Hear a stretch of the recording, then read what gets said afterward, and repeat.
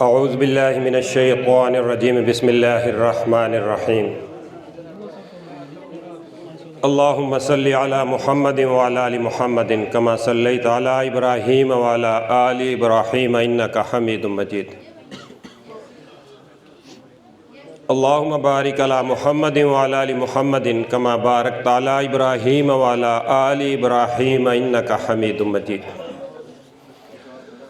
اللہ اکبر اللہ اکبر اللہ اکبر۔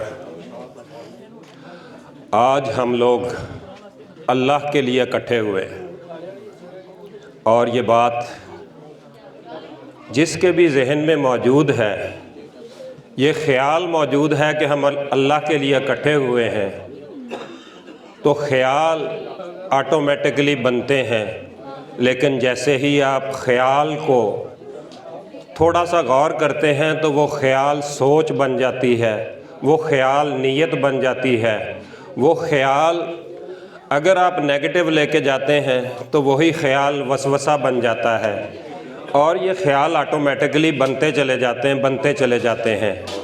ایسے ہی جب ہم بات کرتے ہیں، ایسی بہت ساری باتیں ہیں، ان میں ایک بات صدقہ ہے۔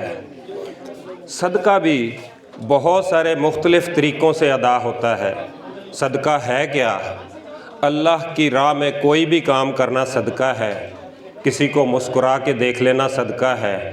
پھر ہم دیکھتے ہیں اپنی زندگیوں میں ہم وہ کام جو اللہ نے کہہ دیا ہے کہ رزق کا میں مالک ہوں، ہم اسی کے لیے تکلیف اٹھاتے ہیں، اسی کے لیے پریشانی لیتے ہیں، اور جس کام کا اللہ نے کہا ہے کہ یہ آپ کرو، ہم عبادت میں آسانیاں ڈھونڈنا شروع کر دیتے ہیں۔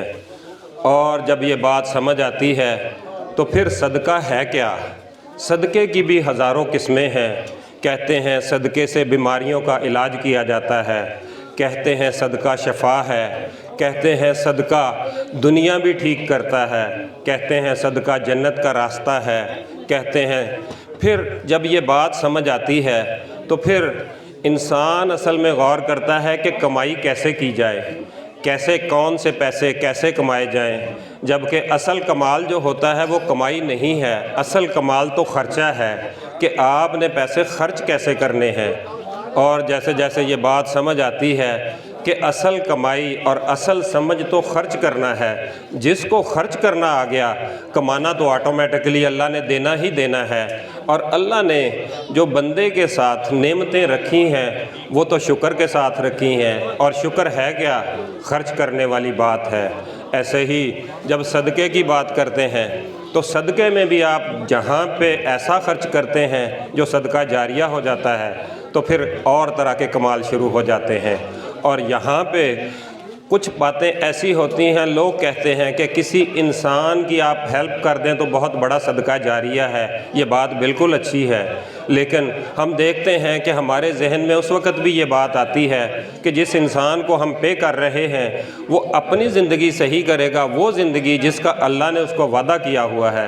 لیکن جب ہم کسی مسجد کے لیے پیسے دیتے ہیں، کسی مدرسے کے لیے پیسے دیتے ہیں، تو آٹومیٹکلی ہمارے ذہنوں میں یہ بات آ جاتی ہے کہ یہ بات تو اللہ والوں کے لیے ہے، یہ بات تو اللہ کے ساتھ جڑی ہوئی ہے۔ جب ہم مسجد کو پیسے دیتے ہیں یا مدرسے کو پیسے دیتے ہیں تو وہ کسی انسان کو نہیں ہوتے، وہ تو اللہ کے ساتھ تجارت ہو جاتی ہے۔ اور جس کو یہ بات سمجھ آ جاتی ہے پھر وہ ایسی جگہ جہاں سے عبادتیں ہونی ہیں، جہاں سے دعائیں قبول ہونی ہیں، جہاں پہ اللہ اللہ ہونی ہے، پھر وہ اپنا نام اس جگہ پہ لکھوا لیتا ہے۔ وہ لکھوانے کے لیے ضروری نہیں ہے کہ وہ پیسے کی شکل ہو، وہ تو ہر طرح کی شکل ہو سکتی ہے۔ وہ وہاں پہ اس کی موجودگی بھی اللہ اللہ ہے، اس کا پیسہ دینا بھی اللہ اللہ ہے، اس کا وہاں پہ ذکر کرنا بھی اللہ اللہ ہے۔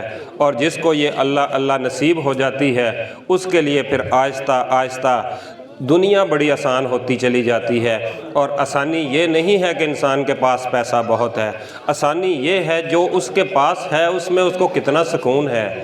پھر اس کے ساتھ سکون جڑتا چلا جاتا ہے، کرم ہوتا چلا جاتا ہے، پھر جہاں سے اللہ والوں کی آواز آتی ہے وہ وہاں پہ پہنچنا شروع ہو جاتا ہے، پھر اس کے پیسے اللہ والوں کے لیے اور اللہ کے کاموں کے لیے بڑھ چڑھ کے ہونا شروع ہو جاتے ہیں۔ اللہ ہم سب کو دین کی بھی سمجھ عطا فرمائے اور ہمیں اللہ کی راہ میں خرچ کرنے کی بھی توفیق عطا فرمائے۔ جزاکم اللہ خیر۔